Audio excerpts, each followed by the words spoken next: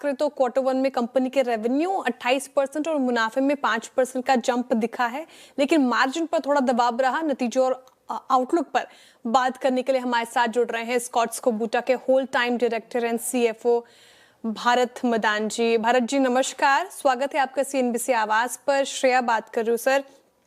पहला क्वेश्चन, थोड़ा सा मार्जिन में प्रेशर है, इसके पीछे के कारण क्या समझते हैं आप? तो मेन रीजन मार्जिन प्रेशर का कमोडिटी कॉस्ट ही है। जियोपॉलिटिकल सिचुएशन की वजह से तो मार्च के बाद से कमोडिटी काफी कॉस्ट ऊपर हो गई है, तो उसका थोड़ा दबाव जो है वो फर्स्ट क्वार्टर में दिखा हमें। तो कंपनी ने एक प्राइस इंक्रीज अप्रैल में लिया था थोड़ा ऑफसेट करने के लिए, बट नॉमिनल प्राइस इंक्रीज लिया गया था, तो 1 से 1.5% का इंक्रीज किया था। बट जो कमोडिटी कॉस्ट का प्रेशर है वो रफली 5% के आसपास आया है फर्स्ट क्वार्टर में, और अभी भी Q2 में भी वो थोड़ा कंटिन्यू होता दिख रहा है। तो अभी तो अधिक कुछ टाइम के लिए, जब तक ये सिचुएशन नॉर्मलाइज नहीं होती, अधिक कुछ टाइम तक ये प्रेशर रहेगा। अच्छा, आगे भी मार्जिन पर थोड़ा प्रेशर देखने को मिल सकता है कमोडिटी इन्फ्लेशन की वजह से। लेकिन कमेंट्री सुन रही थी मैं भारत जी, और आपने ये कहा है कि जितना इंडस्ट्री ग्रो नहीं करेगा उतनी कंपनी ग्रो करेगी। ये कॉन्फिडेंस कहाँ से आ रहा है? तो कंपनी ने काफी सारे, हमारे जैसे आपको पता 3 ब्रांड हैं ट्रैक्टर्स के अंदर में, और तीनों ट्रैक्टर के ब्रांड में हमारे काफी सारे नए प्रोडक्ट ऑफरिंग्स हैं जो पिछले 1 साल 1.5 साल से और अगले 2 4 5 महीने में आने वाले हैं। तो आई थिंक इस साल में हमारे मैक्सिमम प्रोडक्ट लॉन्चेस हो रहे हैं, जो हमारे जितने वाइट स्पेसेस थे हर ब्रांड के अंदर में मोस्टली वो कवर हो जाएंगे। तो उसकी वजह से हमारा, क्योंकि जो कवरेज बेटर होगा तो यूनिवर्स का, उसकी वजह से जो हमारा एक्सपेक्टेशन है कि जो मार्केट शेयर हमारा थोड़ा बेटर होगा, तो हमारी ग्रोथ भी जो आएगी वो इंडस्ट्री से बेटर आएगी। Okay. Bharat ji, tractor growth कैसे रह सकती है? हालांकि आपने कहा कि काफी पॉजिटिव है, लेकिन यहाँ पर क्या रणनीति है और फाइनेंशियल ईयर 27-28 में इसकी ग्रोथ कैसी रह सकती है? यहाँ पर जिस तरीके से इस बार वॉल्यूम दर्ज हुए, आने वाले क्वार्टर्स में भी वैसे ही नंबर्स आएंगे? पहले 4 महीने क्योंकि बेस इफेक्ट काफी लो था, तो आप पिछले साल को अगर नंबर देखें तो लास्ट ईयर में जुलाई तक खाली 9% की इंडस्ट्री ग्रो हुई थी पहले 4 महीने में। तो उसके कंपैरिजन में अभी इस साल में हमारी इंडस्ट्री ऑलमोस्ट 19-20% की ग्रोथ हो चुकी है फर्स्ट 4 मंथ्स में। तो ये लो बेस का इफेक्ट था। अब अगस्त के आगे क्योंकि जीएसटी कट अनाउंस हो गए थे, तो अगस्त के आगे जो इंडस्ट्री की ग्रोथ है ऑलमोस्ट 25 to 30% की रही है पिछले साल में। तो इसलिए क्योंकि बेस बहुत हाई है, तो हमें नहीं लगता कि उतना वाला ग्रोथ मोमेंटम आगे जाके सस्टेन होगा। तो इसलिए जो ओवरऑल इंडस्ट्री की गाइडेंस कुछ साल की हमने दी है, वो मिड सिंगल डिजिट की दी है, जो पहले वाले हमारी गाइडेंस से स्लाइटली बेटर है। तो पहले 4 महीने अच्छे गए हैं, एक्सपेक्टेशन से बेटर हुए हैं।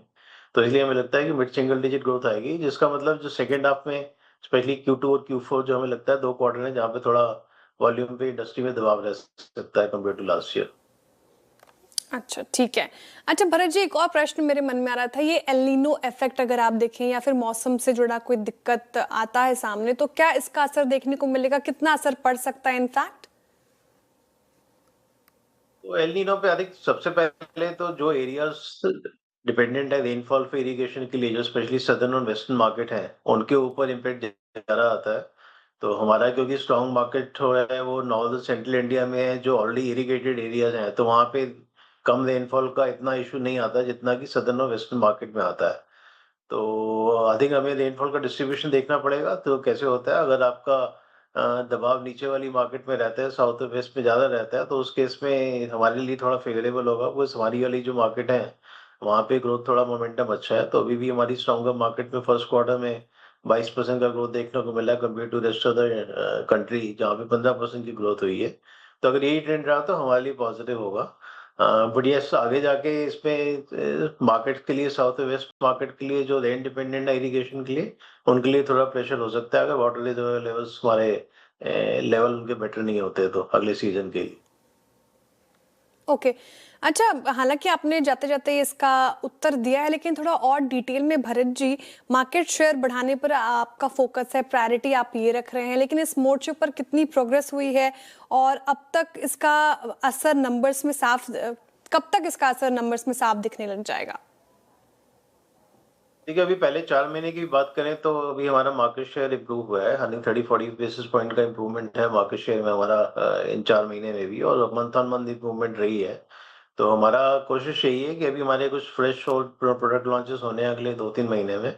यानी जिससे हमारा कवरेज जो है सदर्न मार्केट का भी बेटर हो जाएगा और स्पेशली जो कमर्शियल एप्लीकेशन है या जो फोर व्हील ड्राइव एप्लीकेशन है ट्रैक्टर्स का, जहाँ पे हमारा प्रोडक्ट रेंज थोड़ा कम था, वहाँ भी एक्सपेंशन होगा, तो उससे भी हमारे को एडिशनल वॉल्यूम आने की उम्मीद है, बिकॉज़ वो वाला सेक्टर है जो अभी इंडस्ट्री में काफ़ी अच्छा ग्रोथ कर रहा है।